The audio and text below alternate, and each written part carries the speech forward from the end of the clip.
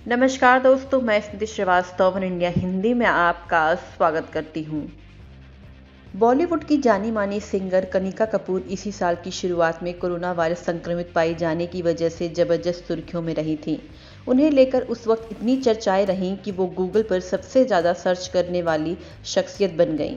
अब कनिका उस दौर से निकलकर अपने करियर पर फोकस कर रही हैं, लेकिन उन्होंने हाल ही में अपने सबसे मुश्किल वक्त के बारे में खुलकर बात की है। उन्होंने अपने लेटेस्ट इंटरव्यू में बताया कि कोरोना संक्रमित पाए जाने के बाद उन्हें क्या कुछ झेलना पड़ा। उन्होंने कहा उनके बच्चों को धमकियां दी गईं। कनिका ने बताया कि उस दौरान सिर्फ उन्हें ही नहीं बल्कि उनके परिवार को भी काफ़ी मुश्किलों का सामना करना पड़ा।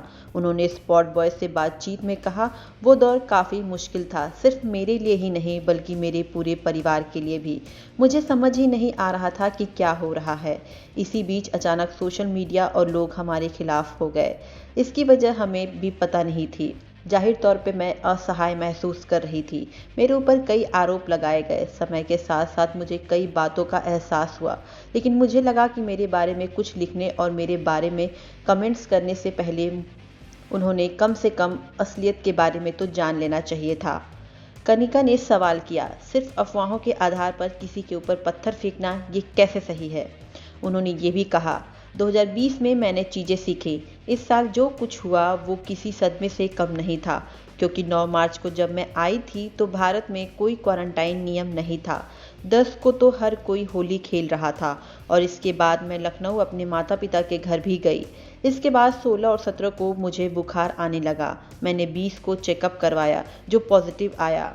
कनिका ने कहा, लोगों को समझना चाहिए, अगर मुझे इसके असर के बारे में पता होता तो मैं अपने माता पिता और खासकर अपनी दादी को समझौते की स्थिति में क्यों डालती। लोगों ने आरोप लगाया कि मैंने एयरपोर्ट पर खुद को चेक नहीं करवाया और मैंने नियम फॉलो नहीं किए, क्वारंटाइन नहीं किया। उन्होंने बताया उनके परिवार को धमकियां भी दी गईं। कनिका ने कहा, इस दौर में भी मैं बहुत दुखी और परेशान थी, क्योंकि मुझे जान से मारने की धमकियां मिल रही थीं। मेरे बच्चों को धमकियां मिल रही थीं कि तुम्हें खुद को मार देना चाहिए। कई भद्दे मैसेज भी भेजे गए। लोगों ने ये भी कहा कि इसका करियर खत्म हो गया है। फिलहाल के लिए खबरों में इतना ही। तमाम अपडेट्स के लिए देखते रहिए वन इंडिया।